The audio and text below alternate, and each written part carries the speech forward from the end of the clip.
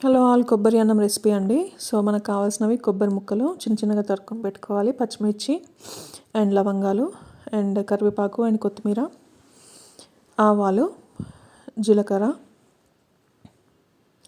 So మిక్సీలో మనము ఈ చిన్నగా ముక్కలు కట్ చేసుకున్న పచ్చి కొబ్బరి అండి, ఎండు కొబ్బరి కాదు, పచ్చి కొబ్బరిని ఇలా మిక్సీలో వేసేసుకోవాలి.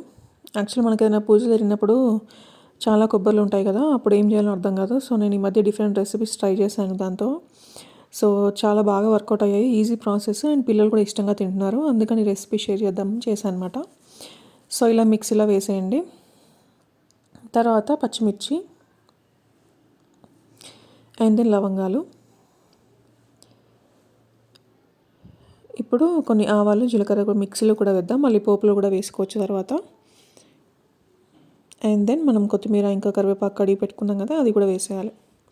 సో అది మిక్సీ అవుతేనే మనకు రైస్ తినేటప్పుడు మళ్ళీ ఆకులు అవన్నీ ఇలా తగలకుండా మొత్తం ఇట్లా ఫ్రైడ్ రైస్ లాగా, ఫ్లేవర్డ్ రైస్ లాగా వచ్చేస్తుంది అనమాట.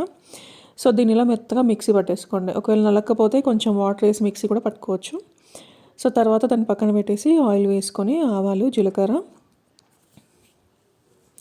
కొంచెం పసుపు కూడా వేసుకోవాలి, కొంచెం ఫ్రై చేయండి. ధనియా పొడి కూడా వేసుకున్నాను నేను కొంచెం. సో దీన్ని కొంచెం వేగనివ్వాలి. లైట్గా వేగిన తర్వాత జీడిపప్పులు కూడా వేసుకుంటున్నాను నేను. ఇది ఎండుమిర్చి వేయాలి, తర్వాత జీడిపప్పు మ్యాండేటరీ ఏం కాదండి, జస్ట్ నేను కొంచెం టేస్ట్ తినడానికి బాగుంటాయి అవి ఫ్రై అయితే అని జీడిపప్పు వేసుకున్నాను. మీరు అది స్కిప్ చేయొచ్చు. ఎండుమిర్చి కూడా జస్ట్ ఫర్ కలరింగ్ అనమాట, రైస్ మరి మొత్తం గ్రీన్గా ఉండకుండా అక్కడక్కడవి కనిపించడానికి అలా వేసాను. అండ్ దెన్ సాల్ట్ తగినంత వేసుకోండి. మీరు ఎంత కొబ్బరి తీసుకున్నారు, ఎంత రైస్ తీసుకున్నారు అన్నదాన్ని బట్టి. నేనైతే 2 కప్ ఆఫ్ రైస్కి 2 చిప్పల కొబ్బరి తీసుకున్నాను, అంటే ఫుల్ ఒక కొబ్బరికాయ మొత్తం అనమాట.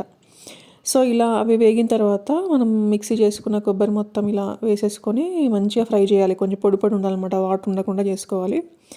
సో చాలా ఫ్రై అయ్యి డ్రై అయిన తర్వాత కంప్లీట్గా అప్పుడు మనము ఆల్రెడీ ఉడికించుకున్న అన్నాన్ని ఇందులో వేసి కలుపుకోవాలి. సో కొంచెం లైట్గా కలపాలండి, ఎందుకంటే కొబ్బరి మెత్తగానే ఉంటుంది, అన్నం మెత్తగానే ఉంటుంది. మొత్తం కలిపేయకూడదు, పేస్ట్ లాగా కిందికి పైకి అలా వేసుకుంటూ కలిపేసేయాలి. సో ఇలా కలిపాక చూడండి ఎంత బాగుందో, చాలా కలర్ఫుల్గా ఉంటుంది. కొబ్బరి చాలా హెల్దీ, పిల్లలు కూడా ఇష్టంగా తింటారు. మళ్ళీ ఇందులో వాళ్ళకి ఇట్లా ఏరేయడానికి ఆకులు కానీ అవి ఏమి ఉండవు కాబట్టి ఈజీగా తినేస్తారు. లంచ్ బాక్సెస్ చాలా బాగుంటుంది. నాకు ట్రై చేసి కమెంట్ చేయండి. ఓకేనా, బాయ్.